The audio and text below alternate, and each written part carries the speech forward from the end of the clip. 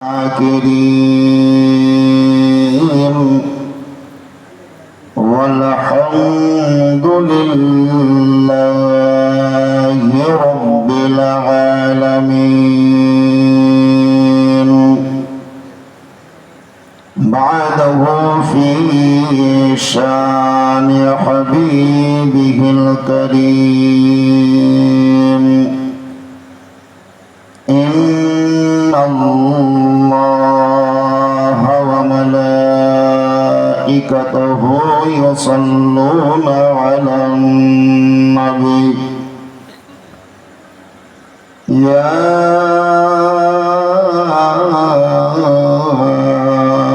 أيها الذين آمنوا صلوا عليه وسلموا تسليما. اللهم صل على سيدنا مولانا محمد وعلى آل سيدنا مولانا محمد صلى الله تعالى عليه وسلم। শ্রদ্ধেয় সম্মানিত সুযোগ্য সুদক্ষ বিজ্ঞ অভিজ্ঞ চরম এবং পরম শিক্ষিত আজকের এই সভায় আমন্ত্রিত বহিরাগত এই এলাকার অধীনস্থ খোদার তরফ থেকে হেদায়েত প্রাপ্ত ওলামায়ে কেরাম, শ্রদ্ধাভাজন সমাবেত ইসলাম দরদী ভ্রাতৃবর্গ, সম্মানিতা শ্রদ্ধেয়া মা এবং বোনেরা, ছোট ছোট ছেলে এবং মেয়েরা, তৎসহ দূর থেকে শ্রবণকারী ধর্মপ্রাণ মুসলমান সকলকে জানাই পুনরায় আন্তরিক সালাম। আসসালামু আলাইকুম ওয়া রাহমাতুল্লাহি ওয়া বারাকাতুহু। যাবতীয় প্রশংসা সে বিশ্ব নিয়ন্তা মহান স্রষ্টা আল্লাহ তাআলার জন্য, যিনি নামাজি বেনামাজি সকলকেই রুজি প্রদান করেন। রাত্রির অন্ধকারে চুরি ডাকাতি করার নিয়তে বার হলেও যিনি পথ অবরোধ করেন না, দালালি বাটপারি বেঈমানি জুয়া চুরি করলেও যিনি আলো বাতাস বন্ধ করেন না, যে আল্লাহ সব সময় নিজের বান্দা এবং বান্দীদের প্রতি করেন অত্যন্ত দয়া এবং করুণা, তিনি হচ্ছেন আমাদের সকলের রব এবং রব্বানা। সে আল্লাহরই শুকরিয়া আদায় করার জন্য, কৃতজ্ঞতা স্বীকার করার জন্য, প্রশংসা করার নিয়তে আরবি ভাষাতে নির্দ্বিধায় বিনা বাধায় নিশ্চিন্তায় নেকি পাওয়ার আশায় আরবি ভাষায় উঁচু আওয়াজে মিলিতভাবে উদার মনে খোলা মনে জোরে সরে করুন আলহামদুলিল্লাহ। আলহামদুলিল্লাহ রাব্বিল আলামিন। অতঃপর শতাধিক দরুদ ও সালাম বর্ষিত অর্পিত হোক সেই নবীর ওপর, যার উদ্দেশ্যে সমগ্র জগৎ সৃষ্টি, যে নবীর ওসিলাতেই দুনিয়ায় বর্ষণ হয় রহমতের বৃষ্টি, যিনি রসুল আরবি ইসলাম রবি প্রেমের ছবি নুরুন নবী, মা আমিনার লাল মরুদ্দুলাল মক্কার হেলাল, যিনি আহমদ মুস্তাফা নবী মুহাম্মদুর রাসূলুল্লাহ সাল্লাল্লাহু তাআলা আলাইহি ওয়াসাল্লামের উপর সকলে ভক্তি সহকারে জান ও প্রাণ খুলে ইমানের সঙ্গে মধুর সুরে গুনগুন শব্দে বলুন আল্লাহুম্মা আমিন। আল্লাহুম্মা আমিন। গ্রামটি তো বড় পুরাতন, আর আপনারাও সকলেই জালসা শোনাই অভ্যস্ত। এমন নয় যে আপনারা নতুন জালসা শুনছেন, তা নয়, আপনাদের জালসা শুনে শুনে একটা হ্যাবিট হয়ে আছে। কয়েক জায়গায় জালসা আপনাদের অত্র এলাকায় আছে। গ্রামটির নাম দুলালগঞ্জ, তার সঙ্গে ফালিয়াও বলছে নাকি? ফালিয়া আর দুলালগঞ্জ একটাই না দুটো?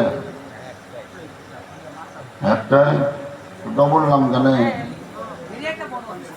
এরিয়া বড় তার লেগে, এরিয়া বড় তার লেগে মালদহ হাত নিলেন না? ওই এলাকাটাকে ফালিয়া বলে, হালিয়া বলে।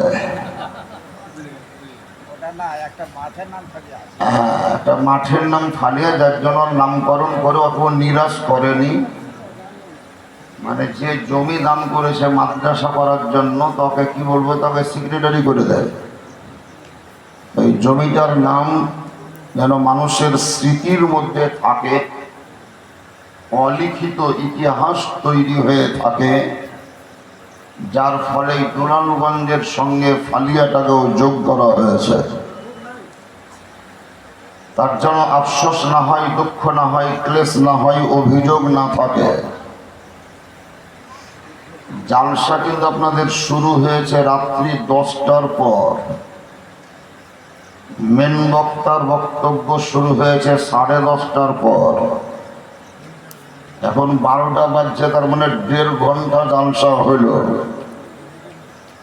রাত কিন্তু 12টা পার, জালসা হলো 1.5 ঘন্টা। মানে এটা কেমন হলো জানেন? যে স্কুল খুলেছে 10টায়, ছুটি হবে 4টায়, কিন্তু পড়া হলো 2 ঘন্টা। এটাই তো হলো নাকি? স্কুল খুলেছে 10টায়, বন্ধ হবে 4টায়, তার মানে 6 ঘন্টার ব্যাপার, কিন্তু পড়া হলো 2 ঘন্টা। 4 ঘন্টা বাদ আলে ডালেই গেল। ঘোরাতে, চা খাওয়াতে, ইডিংয়ে বিল্ডিংয়ে, ফুটবলে, ক্রিকেটে, সব দিকেই 4 ঘন্টা শেষ। তার মানে আমাদের কাছে সময়ের মূল্য নেই বললেই চলে। সময়ের প্রচুর মূল্য। উর্দু ভাষায় লেখা আছে, গয়া ওয়াক্ত হাত আতা নেই, চলে যাওয়ার সময় ফিরে আসে না।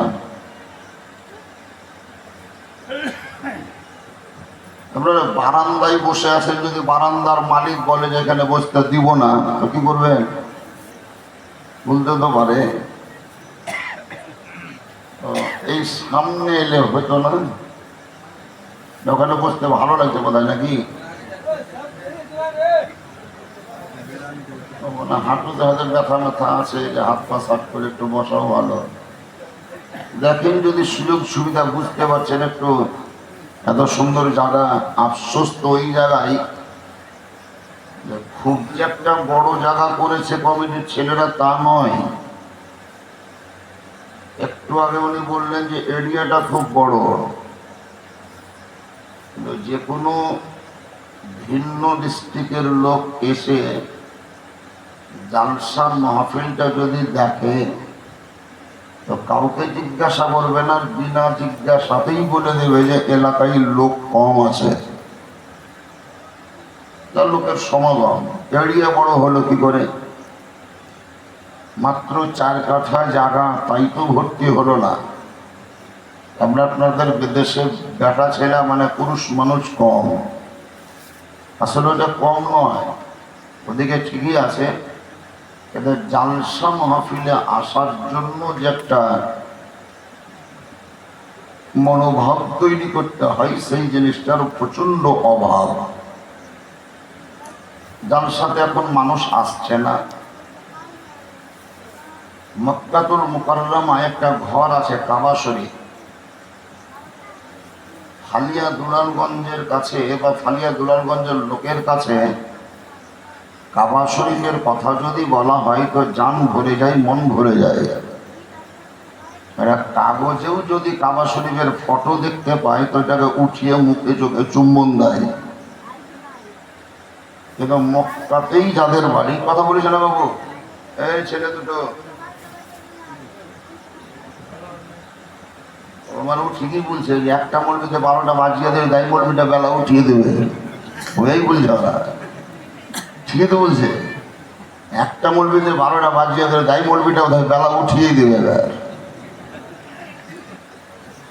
এবার মক্কায় কাবা শরীফ আছে, সেই কাবা শরীফের শ্রদ্ধা, সম্মান, ইজ্জত, তৌকির, তাজিম আমাদের নিকটে অপরিসীম। মানে আমরা অত্যন্ত শ্রদ্ধার দৃষ্টিতেই কাবা শরীফকে দেখি। কিন্তু যারা মক্কাতেই বসবাস করে, মক্কার বাসিন্দা,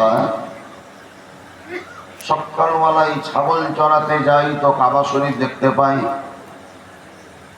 বৈকালবেলায় উট মাঠ থেকে ফিরিয়ে আনে তো কাবা শরীফ দেখতে পাই, ছতের উপরে উঠলেই কাবা শরীফ দেখতে পাই। ওই সমস্ত ব্যক্তিরা কিন্তু আমাদের মতন কাবা শরীফের ইজ্জত করে না। মানে ওদের দৈনন্দিন জীবনে কাবা ঘর দেখে দেখে দেখে দেখে ভেঁচড়া পড়ে গেছে, শ্রদ্ধা কমে গেছে। জলসা যদি বৎসরে একটা মাত্র এলাকা মিলে কোনো এক জায়গায় হতো, তাহলে জালসার শ্রদ্ধা সম্মান থাকত।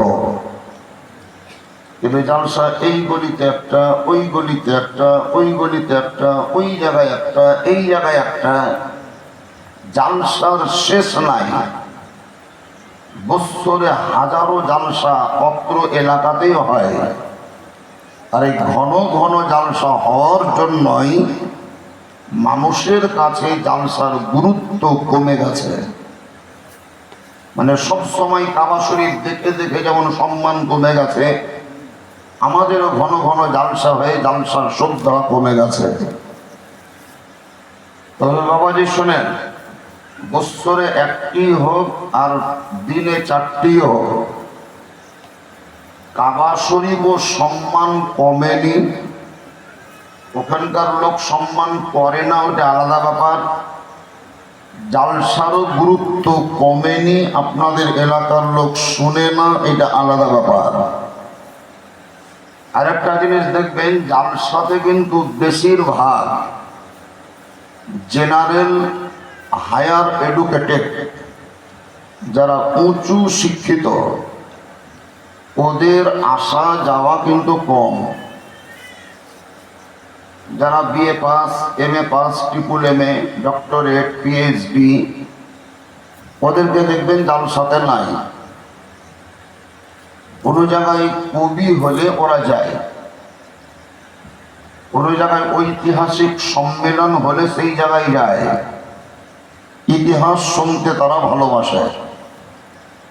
আর এই ধর্মের কথা যারা শুনতে আগ্রহী, তারা কিন্তু ম্যাক্সিমাম গরিব শ্রেণীর হয়, লেবার প্রকৃতির, মজদুর খাটা, বিদেশ যাওয়া, চেন্নাই, বোম্বাই, গুজরাট, আপনার মাদ্রাজ, মিরাট, সৌদি, এই সমস্ত জায়গায় যারা পেটের দায়ে বাড়ি ঘর ছেড়ে চলে যায়, ঈদে বকরা ঈদে হয়তো বাড়ি এসেছে, তারা একটু জালসা শোনে। গরিব শ্রেণীর লোকেরা, বড় লোকরা কিন্তু কম।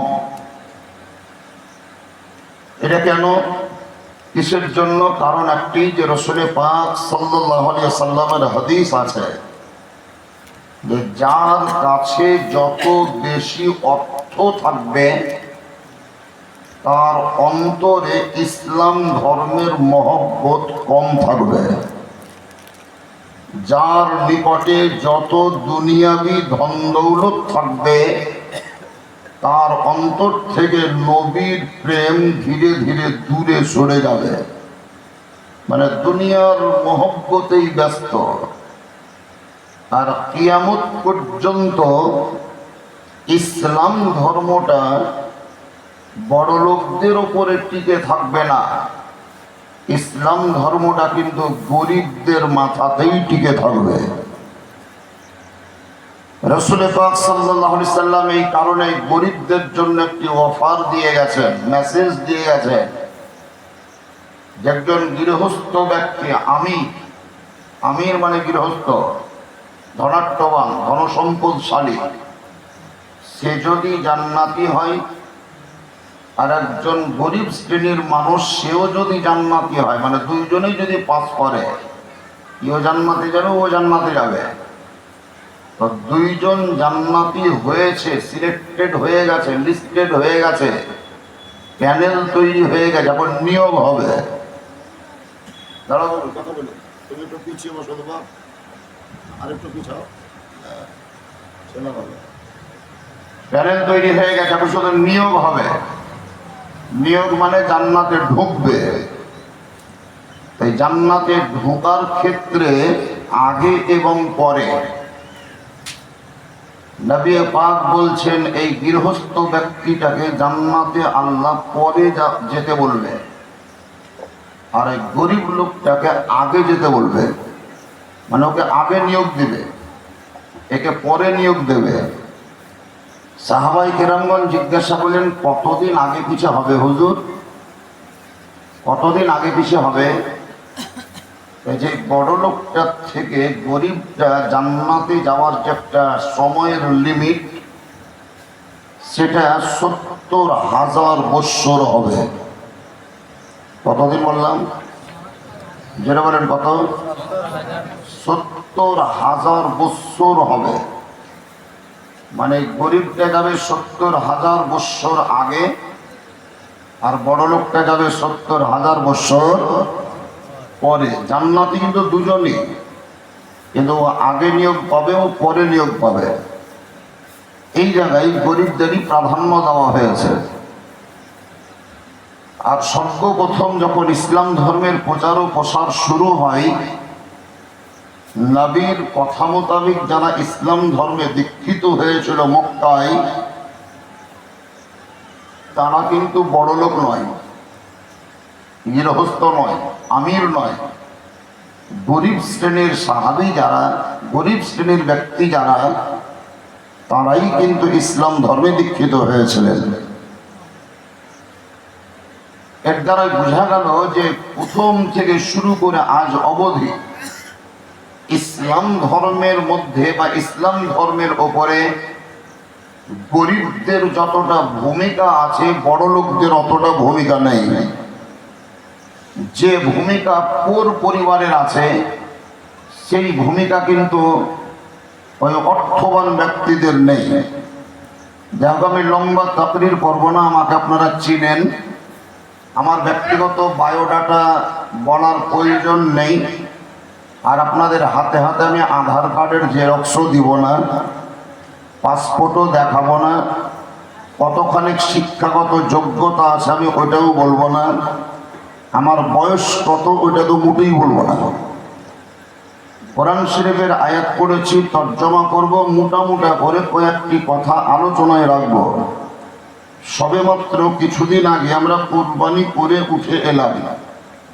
আজকে কি বার?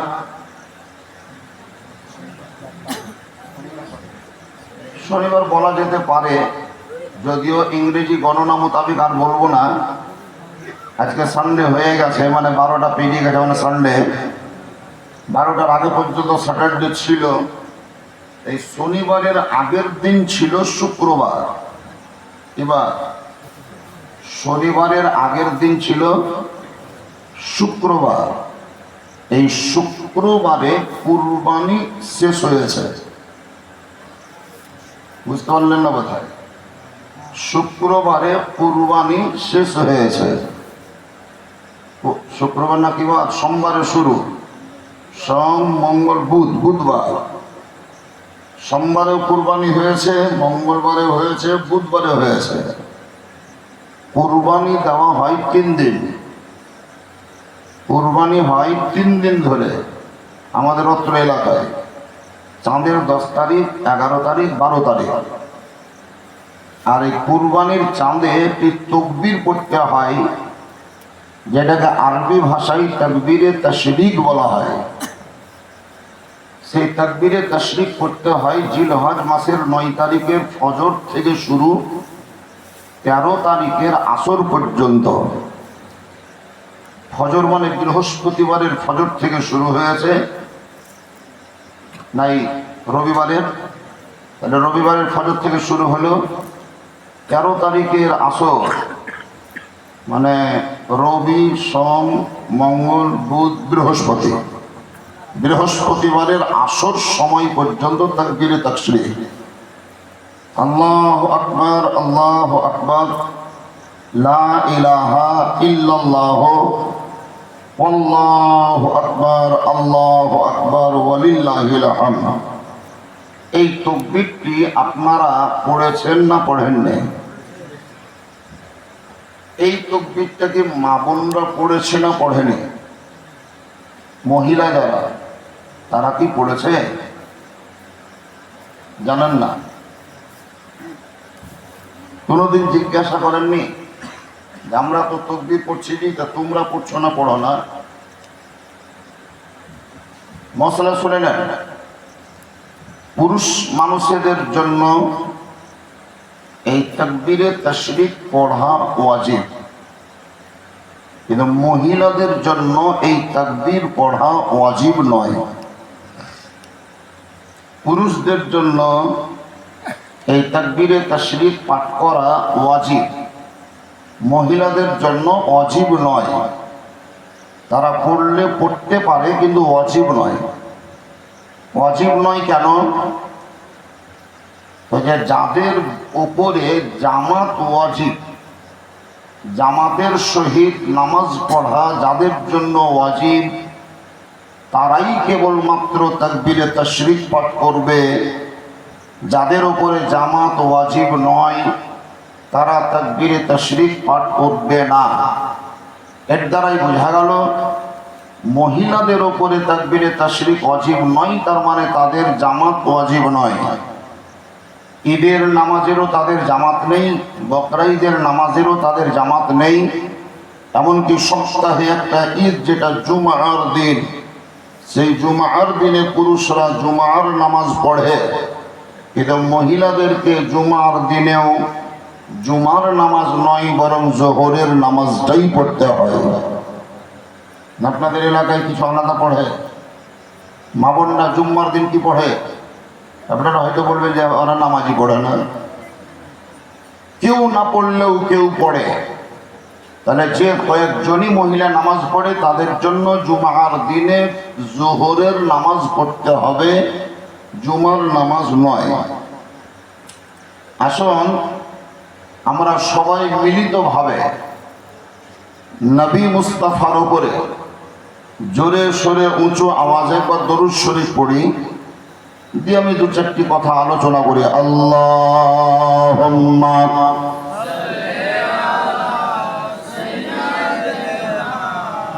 মাওলানা মুহাম্মদ ওয়া আলা সাইয়্যিদিনা মাওলানা মুহাম্মদ। আল্লাহুম্মা সাইয়্যিদিনা মাওলানা মুহাম্মদ ওয়া আলা সাইয়্যিদিনা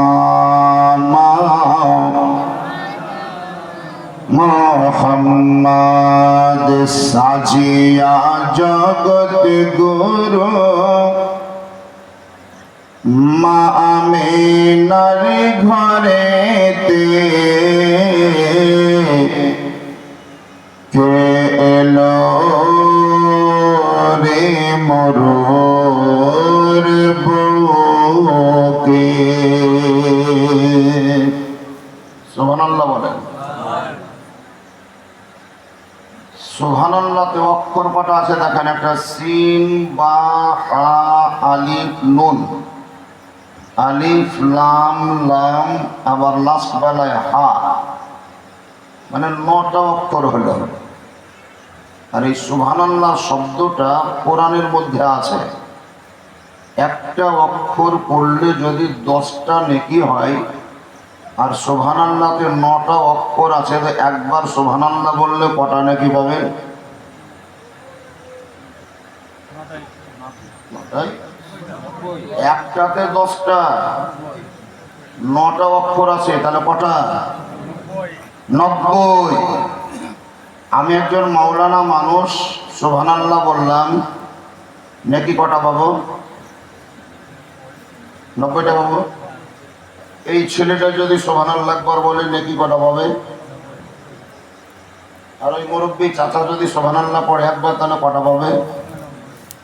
আমাদের হুজুর তৌসিফ রাজা সাহেব এসছেন, হুজুর পীর কেবলা, উনি যদি বলেন কটা নাকি পাবেন? 90টাই নাকি? না পীর সাহেব বলে বেশি পাবে? 90টাই পাবে। এটা লেবার যদি হয়, সে যদি সুবহানাল্লাহ বলে তো কটা পাবে? 90টাই পাবে। যদি ঈসা খান এমপি সুবহানাল্লাহ পড়ে, ওরা তো পড়ে না, কিন্তু যদি পড়ে 90টাই পাবে। যদি পড়ে, তবে ওরা পড়ে না সাধারণত। গনি খানও পড়েনি, ঈসা খান পড়ে কিনা জানি না। তো যদি পড়ে তাহলে 90টাই পাবে। একজন মহিলা যদি পড়ে তাহলে 90টাই পাবে। এখানে কেউ বেশি পাবে, কেউ কম পাবে, তা কিন্তু নয়, সবাই সমান পাবে। আল্লাহ তাআলার নিকটে সকলেরই প্রাধান্য এক। তুমি বড় লোক, নেকি বেশি দেব। তুমি মধ্যবিত্ত, সেহেতু তোমাকে নেকি মিডিয়াম দেব। তুমি গরিব, তোমাকে কম দেব, এটা নয়। একজন গরিব মানুষও যদি কোরআন শুদ্ধভাবে পড়ে, যে নেকি পাবে, একজন দেশের বাদশাহ যদি সেই কোরআন শুদ্ধভাবে পড়ে, কোরআন অতটাই পাবে, একই নেকি পাবে। দুনিয়াবি অফিস আদালতে গরিবদের ভ্যালু কম, বড় লোকদের ভ্যালু বেশি, কিন্তু আল্লাহ তাআলার নিকটে সকলেরই ভ্যালু সমান। যদি সে আমলদার হয়, সে যদি পরহেজগার হয়, নেককার হয়। আরো একটা জিনিস শোনো, মসজিদ আপনাদের ফালিয়া দুলালগঞ্জের জুম্মা মসজিদ, ইমাম সাহেব কোনটা কই চলে গেছে বাড়ি না মসজিদ? ও খাবার খেতে গেছে, আবার আসবে। ইমাম সাহেব তাফাজ্জুল হোসেন মনে হয় নাকি, নাম বোধহয় জানেন না। এটা নতুন, একই লাগাবে এক টানা 10-12 বছর আপনাদের গ্রামে ইমাম টিকেছে, এই ইতিহাস বোধহয় নাই। 6 মাস, 1.5 বছর, 2 বছর, এরকম। মানে একটানা 12 বছর একটা ইমামকে নিয়ে আপনারা চলতে পেরেছেন, এই ইতিহাসই নাই। বহুত কমজোর ইতিহাস। কিসের জন্য? ইমাম ভালো নয় না আপনারা ভালো নয়, আল্লাহ জানেন। আপনারা ভালো নয় না ইমাম ভালো নয়। ইমাম তো অবশ্যই ভালো, আপনারাও ভালো, কিন্তু কেন যে যায় আর কেন যে থাকে না, এটা হয়তো আপনারা সেই রূপ খুঁজে পান না। তবে একটা জিনিস জেনে রাখবেন, যারা নামাজ পড়ে তারাই মৌলবি, তারাই যারা নামাজ পড়ে না ওরা মৌলবির পিছে লাগে না। এটা হচ্ছে মুদ্রা কথা। সবাই বলে, তারাও বলে, আমিও বলছি, তাই নয়। তাই যা বলছিলাম, সুবহানাল্লাহ বললে নেকি এক, আপনি বললেও যে নেকি, আমি বললেও সেই নেকি, সমান নেকি পাবেন। আল্লাহর দরবারে ভ্যালু সকলের সমান। তবে মসজিদের ভিতরে যদি 200 জন ব্যক্তি প্রেজেন্ট হয় নামাজ পড়ার জন্য, আর সেই নামাজের জন্য যে একটি মেহরাব, মানে নামাজ পড়ার জন্য যে মেহরাব, ওই মেহরাবে যিনি দাঁড়াবেন, নামাজ পড়াবেন, তিনাকে ইমাম বলা হয়। ইমাম মানে উনি আগে থাকবেন, মুক্তাদি যারা পিছনে থাকবেন। তো ওই ইমামের জায়গায় নির্দিষ্ট ইমাম যদি না থাকে, তাহলে 200 জন ব্যক্তির মধ্যে ইমাম কে হবে? একজন বাদশাহ, একজন উজির, একজন উকিল, একজন ব্যারিস্টার, একজন অডিটর, একজন চিফ মিনিস্টার, একজন প্রাইম মিনিস্টার, একজন সভাপতি, একজন অধিপতি, একজন রাষ্ট্রপতি, একজন হচ্ছে জমিপতি। এইভাবে অনেক লোক আছে। একজন হচ্ছে খান বংশের, একজন শেখ বংশের, একজন বিশ্বাস বংশের, একজন মন্ডল বংশের, আর একজন মল্লিক বংশের। আর একজন অন্য কোনো ভালো বংশে বড় বড় খানদানি বংশের লোক ওই মসজিদে আছেন। দুনিয়াতে যাদের জন্য চেয়ার ছেড়ে দেওয়া হয়, বসা মানুষ উঠে যাইতে চেয়ার দিয়ে দেয়, কিন্তু মসজিদের ভিতরে একটা গরিব লোক আছে, যেই গরিব লোকটি ওদের তুলনায় অত্যন্ত গরিব, কিন্তু শিক্ষাগত যোগ্যতার দিক থেকে যদি বলা হয় তাহলে গরিবটাই হচ্ছে আলিমে দ্বীন, গরিবটাই হলো কোরআনের তালিম প্রাপ্ত, হাদিসের জ্ঞান সংগ্রহকারী, নবী মুস্তাফার যে উত্তরাধিকারী, ওয়ারিস হিসাবে আলিমদেরকেই বলা হয়েছে আল উলামা ওয়ারাসাতুল আম্বিয়া। আলেম ওলামা গণে হচ্ছেন নবী ও রসুলদের ওয়ারিস। আল্লাহ তাআলা যে জ্ঞান আমার নবীকে দিয়েছিলেন, যেই ইলম নবীকে প্রদান করেছিলেন, সেই ইলম আলিমরা পেয়েছে। এই ইলম বা জ্ঞান প্রাপ্ত হওয়ার দিক থেকে নবীদের ওয়ারিস বলা হয়। তো নবী পাকের ফতোয়া, শরিয়তের আইন, ইসলামিক বিধান, ধর্মীয় রুলস, সামাজিক রুলস নয়, ধর্মীয় রুলস, ইসলামের বিধান বা কানুন বা আইন হচ্ছে এটাই।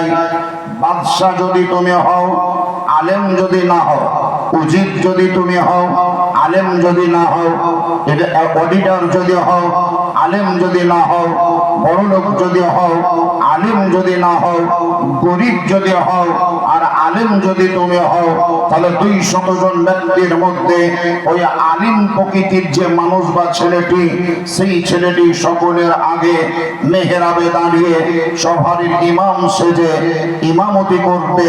বাকি সকলেই তারা তার ইক্তেদা করে মুক্তাদি হবে। বুঝতে পারা গেল, মসজিদের মেহরাবে উপযুক্ত ব্যক্তিকে রাখা হয়, অনুপযুক্ত ব্যক্তিকে নয়। কিন্তু বর্তমানে যত স্টেজ দেখবেন, বেশিরভাগ স্টেজেই যোগ্য ব্যক্তিদের যোগ্যতা সম্পন্ন নিয়ে চেয়ার দখল কম হয়।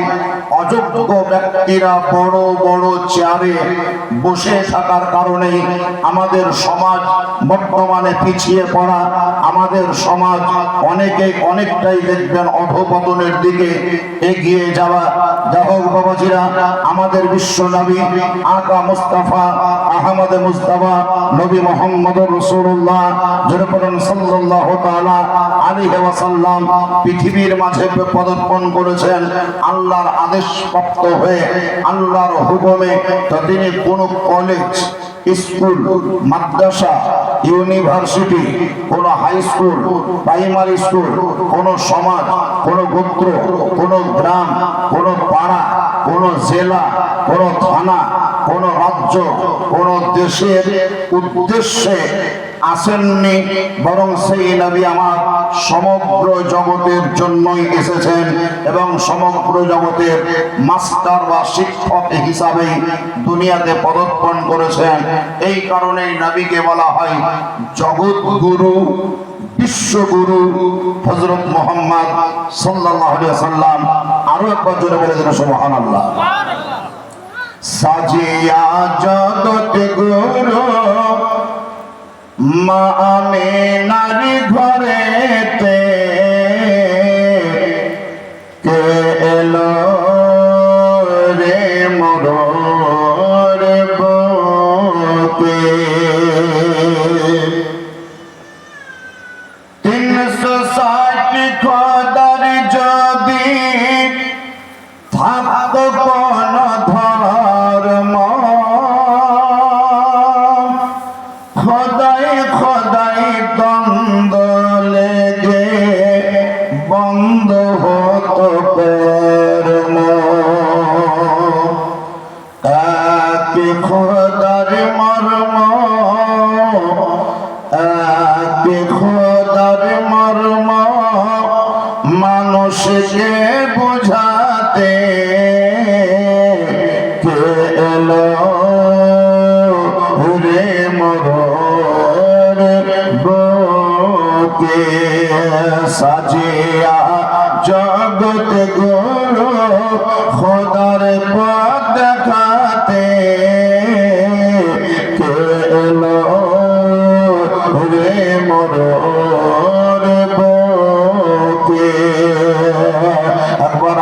উঠিয়ে বলে দিন ইয়া রাসূলুল্লাহ।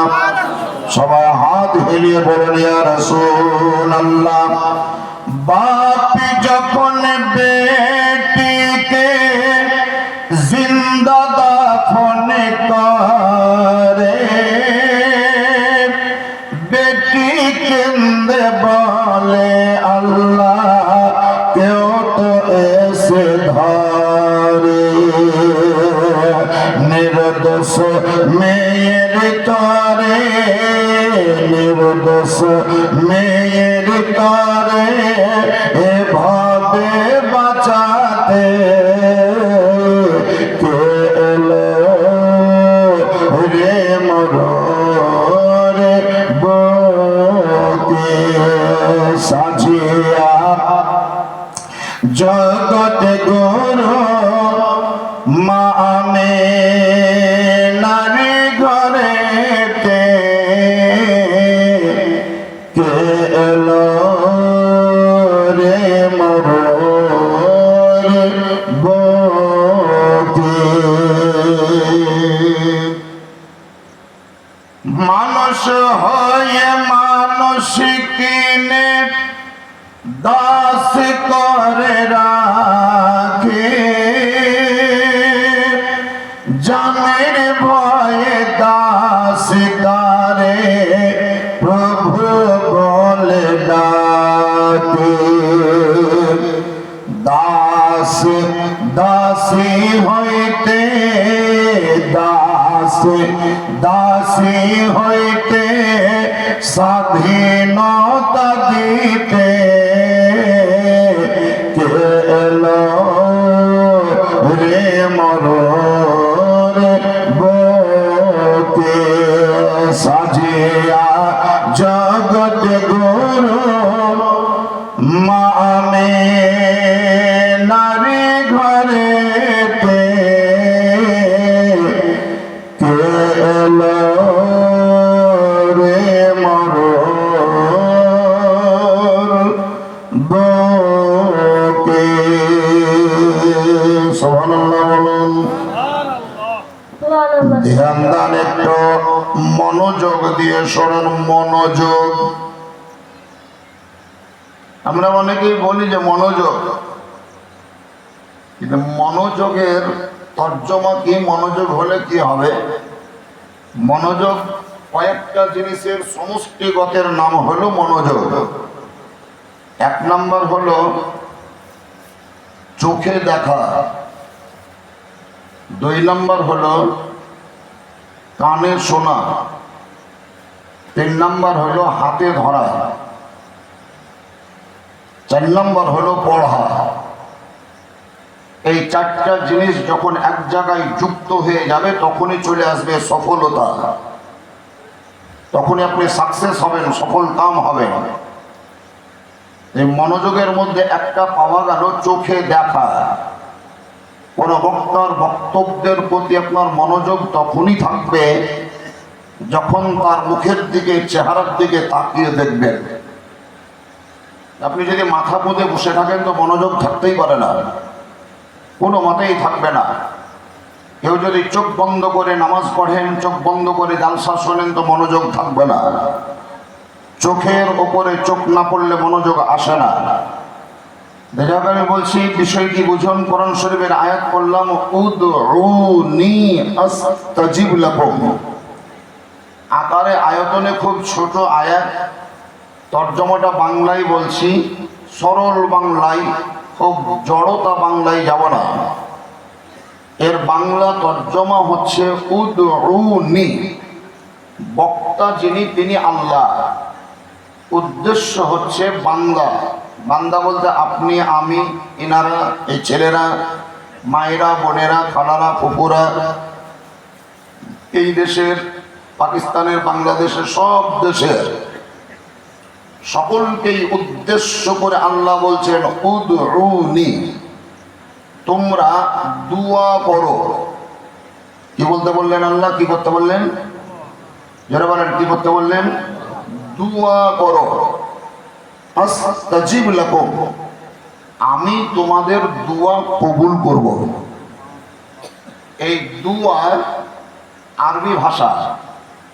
বাংলায় বলা হয় আবেদন, ইংরেজিতে বলা হয় অ্যাপ্লিকেশন, হিন্দি বা ফার্সিতে বলা হয় দরখাস্ত, আরবিতে হয় ওইটাকেই দুয়া। তবে দুয়া কখন বলি? সাপোজ ধরে নেন আপনাদের এই ফালিয়া দুলালগঞ্জের কোনো একটি ছেলে রোগাক্রান্ত, অ্যাম্বুলেন্সে চাপিয়ে মোথাবাড়ি হাসপাতাল নিয়ে চলে গেলাম। বাবলাতে বোধহয় হাসপাতাল নাই, মোথাবাড়িতে আছে। মোথাবাড়ি হাসপাতালে নিয়ে গেলাম, অ্যাডমিশন করিয়ে নিলাম। সিস্টার বা নার্স যারা, তারা ইঞ্জেকশন করে এমার্জেন্সি হিসাবে চিকিৎসা করে বেডে দিয়ে দিল। যে ডাক্তারের অধীনে আমার ছেলেটি পড়ল, সেই ডাক্তারের হাতখানাকে ধরে বলছি, স্যার এটা আমার ছেলে, এই হঠাৎ করে সন্ধ্যার পরেই অসুস্থ হয়েছে, মাংস টাংস কিচ্ছু খাইনি, কি যে হলো বুঝতে পারছেন, একটু ভালো করে দেখেন স্যার, যেন খুব তাড়াতাড়ি সুস্থ হয়ে বাড়ি যায়। এটা আমি ডাক্তারকে বললাম। এর মানে কি হলো? ডাক্তারের কাছে কি করলাম? এটা দরখাস্ত করলাম, আপিল করলাম, আবেদন করলাম, অ্যাপ্লিকেশন করলাম। এটা ডাক্তারের কাছে বলে ওই কথা বলি যখন আমি সুন্দরভাবে আল্লাহর উদ্দেশ্যে বলবো, রব্বুল আলামিন, আমার ছেলে বর্তমানে অসুস্থ, রোগাক্রান্ত, মোথাবাড়ি হাসপাতালে অ্যাডমিশন প্রাপ্ত, ডাক্তারের অধীনে চিকিৎসারত। জানি না তার শরীরের মধ্যে কি হয়েছে। আল্লাহ, তুমি রোগ দেওয়ার মালিক, তুমি হচ্ছ ভালো করার মালিক। রব্বুল আলামিন, তুমি আমার ছেলেকে সুস্থ করে দাও, রোগ মুক্ত করে দাও, বাড়ি ফিরিয়ে দাও। এই কথাটাই যখন আল্লাহর উদ্দেশ্যে বলবো, তখন এটাকে আরবি ভাষায় বলা হয় দুয়া। যে কথাগুলো ডাক্তারকে বলছিলাম ওগুলাকে আল্লাহকে বললাম। তো ডাক্তারকে বললাম মানে আবেদন হলো, আর আল্লাহকে বললাম মানে দুয়া হলো। দুয়া সেই জায়গায় করা হয় যেই জায়গা থেকে পরিত্রাণ পাওয়া যায়, যেই জায়গা থেকে স্বেচ্ছায় তিনি নিজের ক্ষমতায় রোগ ভালো করেন, ওখানেই দুয়া। তো যাই হোক, আল্লাহ রাব্বুল আলামিন বললেন দুয়া করো, আমি কবুল করব। এটা কিন্তু বলেননি যে তুমি হাত তুলে দোয়া করো, এটা বলেননি হাত ছেড়ে দোয়া করো, এটা বলেননি মুঠ বেঁধে দোয়া করো, এটা বলেননি চোখ বন্ধ করে দোয়া করো, এটা বলেননি নদীর ধারে দোয়া করো, এটা বলেননি ফরজ নামাজের পর দোয়া করো, এটা বলেননি মাইয়াতকে কবরে দাফন করার পর কবরের পাঁজরে দাঁড়িয়ে দোয়া করো, এটা বলেননি কোন পীর সাহেবের মাজারে গিয়ে দোয়া করো। আল্লাহ রাব্বে কায়নাত শুধুমাত্র বললেন উদউনি, তোমরা দোয়া করো, আমি কবুল করব। তবে হাত তুলে করবেন না, হাত ছেড়ে। ওটা পরে কোরআন শরীফ আমরা তদন্ত করব, সার্ভে করব, রিসার্চ করব, দেখব যে অন্য কোন জায়গায় দোয়া প্রসঙ্গে আর কিছু আছে না নেই। অন্য জায়গায় যদি তদন্ত করেন তাহলে পেয়ে যাবেন। আল্লাহ রাব্বে কায়নাত বলেন উজিবু দাওয়াতাদ দাঈ ইযা দাআন, তোমরা যখন খুশি যেখানে খুশি আমার নিকটে দোয়া করবে, তোমার দোয়া কবুল হয়ে যাবে। যেখানে খুশি যখন খুশি, যখন বলতে সকাল বেলায় দোয়া করো কবুল হবে, দুপুর বেলায় দোয়া করো কবুল হবে, সন্ধ্যা বেলায় দোয়া করো কবুল হবে, বিকাল বেলায় দোয়া করো কবুল হয়ে যাবে। ফরজ নামাজের আগে দোয়া করো কবুল হবে, ফরজ নামাজের পর দোয়া করো সেটাও কবুল হবে। একাই একাই দোয়া করো সেটাও যেমন কবুল হবে, যৌথভাবে মিলিতভাবে সর্বসম্মতিক্রমে দোয়া যদি করো সেটাও আমার নিকটে কবুল হবে। মাইয়াতকে কবরে দাফন করার আগে যদি দোয়া করো এটা যেমন কবুল হবে, মাইয়াতকে কবরে দাফন করার পরে আমার নিকটে যদি দোয়া করো সেটাও কবুল হবে। তার কারণ আমার অবারিত ভান্ডারের কথা যদি বলো, তোমাদের দুনিয়াবি ডিপার্টমেন্ট কোনটা তো রবিবার বন্ধ সোমবার খোলা, কোনটা সোমবার বন্ধ রবিবার খোলা, কোনটা আপনার মঙ্গলবার বন্ধ বুধবারে খোলা, কোনটা দোকান বা অফিস আদালত সকালবেলায় খোলা বৈকালে বন্ধ, দুপুরে খোলা সন্ধ্যায় বন্ধ, দিনের বেলায় খোলা রাত্রিবেলায় বন্ধ। অনেকগুলো মার্কেট আছে যেটা রাত্রিবেলায় খোলা দিনের বেলায় বন্ধ। কিন্তু আমার দপ্তর এমন দপ্তর যে দপ্তরটা এনি টাইম সব সময় সব মুহূর্তে সব সময়ের জন্য খোলা থাকে। তুমি যদি সকালবেলায় দোয়া করো আমার দরজা খোলা পাবে, রাত্রি 12টায় যদি দোয়া করো আমার দরজা খোলা পাবে, ভোরবেলায় যদি দোয়া করো আমার দরজা খোলা পাবে। আমার রহমতের দ্বার, আমার রহমতের দরজা সকালেও বন্ধ হয় না, বৈকালেও বন্ধ হয় না, দুপুরেও যেমন বন্ধ হয় না, রাত্রির অন্ধকারেও তেমন আমার দয়ার দরজা বন্ধ হয় না, সব সময় খোলা। অতএব তুমি আমার কাছে দোয়া করো। এই দোয়া কোটি কোটি টাকার দ্বারাই যে কাজ করা সম্ভব না হয় সেই কাজ কিন্তু দুয়ার দ্বারাতেই হয়ে যায়। সুবহানাল্লাহ বলো। কোটি কোটি টাকার দ্বারাই যে কাজ হয় না সেই কাজ দুয়ার দ্বারাতেই হয়ে যায়। এই কারণে দেখবেন একটি ছেলে কিংবা মেয়ে যদি মাধ্যমিক পরীক্ষা দিতে যাচ্ছে তোর দাদিকে সালাম করে বলছে দাদিকে দোয়া করিস আমি পরীক্ষা দিতে যাচ্ছি, বলে না? মাকে সালাম দিয়ে বলছে আমি পরীক্ষা দিতে যাচ্ছি দোয়া করিস গে মা। আর আব্বাকে সালাম দিয়ে বলছে আব্বু আমি পরীক্ষা দিতে যাচ্ছি একটু দোয়া করে দিও। পরীক্ষা দিবে ও কিন্তু মাকে বলছে দোয়া করো, পরীক্ষা দেবে এই বাপকে বলছে দোয়া করো, পরীক্ষা দিবে সে নিজে কিন্তু দাদিকে বলছে দোয়া করো, পরীক্ষা দিবে নিজে কিন্তু দাদুকে বলছে দোয়া করো। তার কারণ ওর টেন্ডেন্সিটাই হচ্ছে এটাই যে পরীক্ষা আমি দিলেও কলমের দ্বারাই যে কাজটা হয় দুয়ার দ্বারাতেও বড় কাজ হয়। দুয়াতে কি হয় যে পড়াগুলা মুখস্থ করেছে সেগুলা হয়তো ভুলে যাওয়ার মতো ছিল, কিন্তু গুরুজন ব্যক্তিদের যদি দোয়া থাকে সেটা সে আর ভুলে যায় না। অটোমেটিকলি আল্লাহ তাআলার ইচ্ছাতে তার ব্রেন খুলে যায়, মনটা খুলে যায়, লিখতে লিখতে একদম পরস্পর পড়াগুলা যেন তার চোখের সামনে মুখের সামনে চলে আসে, কোনো জায়গায় আটকায় না। এর জন্য তার পরীক্ষাটা ভালো হয়, সুন্দর হয়, স্বচ্ছ হয়, পরিষ্কার হয়। দুয়ার ব্যাপার যদি বলেন তাহলে একদম সর্বপ্রথম দুয়ার ইতিহাস নিতে গেলে আপনাদেরকে একটু জান্নাতের ভিতরে ঢুকতে হবে। জান্নাতের ভিতরে দুইজন ব্যক্তি, একজন পুরুষ একজন নারী বসবাস করছিলেন। তাদের মধ্যে একজনের নাম হযরতে আদম আর দ্বিতীয় জনের নাম হযরতে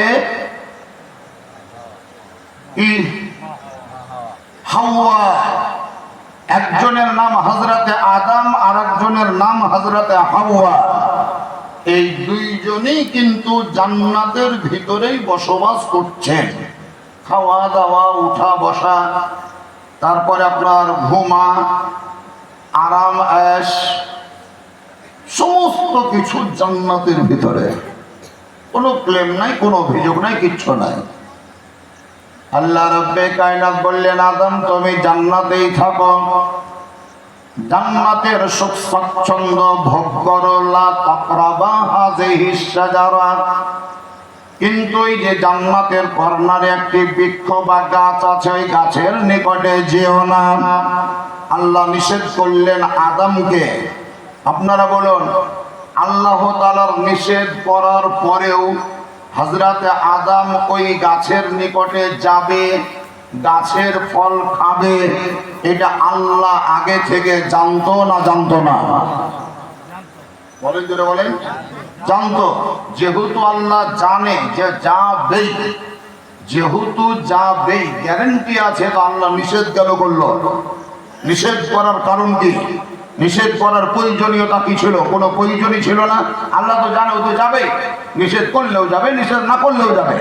তো নিষেধ নাই করতে পারতো, কিন্তু নিষেধ করার কারণ যদি বলেন তাহলে একটি কারণ, যে জান্নাতের ভিতরে আদম এবং হাওয়াকে রাখবেন আল্লাহ, এটা উদ্দেশ্য নয়। উদ্দেশ্য হচ্ছে তাদেরকে দুনিয়াতে পাঠাবে, আর এই দুনিয়াতে পাঠাবার জন্য একটা বাহানা লাগবে। ওই বাহানাটাই আল্লাহ এটাই অবলম্বন করলেন, লা তাকরাবা হাযিহিস শাজারা, ওই গাছের নিকটে যেও না। যদিও নিষেধ করেছিলেন, বাধা প্রদান করেছিলেন, তারপরে আদম পয়গম্বর সেই গাছের নিকটে গেলেন, গাছের ফল ভক্ষণ করলেন। যখন খেয়ে নিলেন তখন আল্লাহ বললেন, আদম নিষেধ করেছিলাম তোমাকে, তারপরেও তুমি সেই নিষেধের উপরে আমল করলে না, অতএব তুমি এক কাজ করো, জান্নাতে আর থাকিও না, দুনিয়াতে চলে যাও। ওই ইতিহাস বলার উদ্দেশ্য আমার নয়, যেটা বুঝাতে যাচ্ছে ওইটা বুঝে। দুনিয়াতে চলে এলেন, হযরত আদম এক জায়গায়, হযরত হাওয়া অপর জায়গায়, দুইজন দুই জায়গায়, ছিন্ন, ডিসকানেকশন, সম্পর্ক ছিন্ন হলো, ডিসচার্জ হলো। হযরত হাওয়ার সঙ্গে আদমের সাক্ষাৎ হয় না, আর আদমের সঙ্গে হযরত হাওয়ার সাক্ষাৎ হয় না, কিন্তু এসেছেন তারা জান্নাত থেকে। এখন আপনাদেরকে একটি কথা জিজ্ঞাসা করছি, এই বাড়ির একটি ছেলেকে তার